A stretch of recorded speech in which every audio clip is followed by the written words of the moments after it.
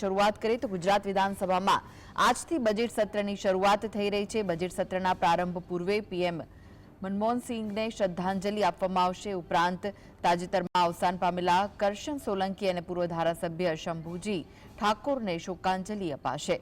આજથી 28 માર્ચ સુધી વિધાનસભાનું બજેટ સત્ર મળવાનું છે। આવતીકાલે નાણાપ્રધાન કનુ દેસાઈ બજેટ રજૂ કરશે। અંદાજિત 3.72 લાખ કરોડનું બજેટ રહેવાની સંભાવના છે। બજેટમાં 10 જેટલી નવી જાહેરાતો મુખ્યત્વે રહેશે। સમગ્ર સત્ર કુલ 38 દિવસનું રહેવાનું છે। તેમાં રજા બાદ કરતા 27 બેઠક મળવાની છે।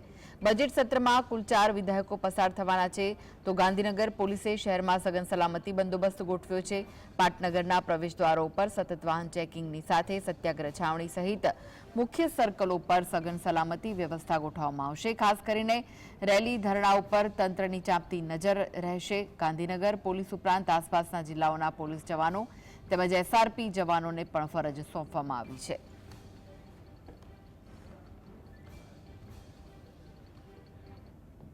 તો આ વિશે વધુ માહિતી માટે જોડાઈ ગયા છે સંવાદદાતા જતીન।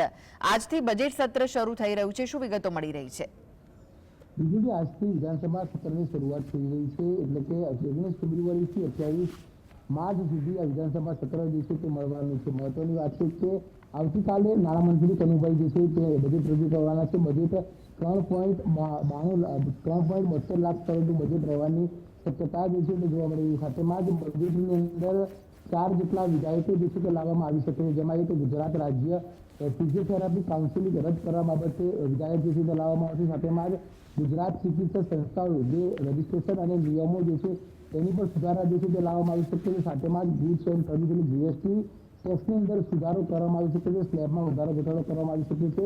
આ પ્રકારના વિધેયક જે છે તે રજૂ કરવામાં આવશે અને અંતિમ ગુજરાત પ્રોફેશનલ સિવિલ એન્જિનિયરિંગ જે વિધેયક જે છે તે રદ કરવા બાબતે પણ ચર્ચા કરવામાં આવશે। 4 મહત્વના વિધેયક જે છે તે લાવવામાં આવશે। સાથેમાં ગાંધીનગરની જો વાત કરીએ તો ગાંધીનગરની અંદર ચુસ્ત પોલીસ બંદોબસ્ત જે છે તે ગોઠવી દેવામાં આવ્યો છે। કેટલાક શિક્ષકો હોય છે, કેટલાક વિરોધ પ્રદર્શન જે છે તે કરી રહ્યા છે, તે વિધાનસભાનો ઘેરાવો ન કરે તે માટે પોલીસ તંત્ર સજ્જ કરી દેવામાં આવ્યું છે। સાથેમાં જ કહી શકાય કે 12 વાગે વિધાનસભા સત્ર જે છે તે શરૂઆત કરવામાં આવશે। તે પહેલા જ કોંગ્રેસના જે નેતા ધારાસભ્યો જે છે તે વિધાનસભાની અંદર વિરોધ પ્રદર્શન જે છે તે કરવાના છે। એટલે થોડીક જ વારની અંદર કોંગ્રેસના જે ધારાસભ્યો જે છે તે વિધાનસભાની અંદર વિરોધ પ્રદર્શન જે છે તે કરવાના છે।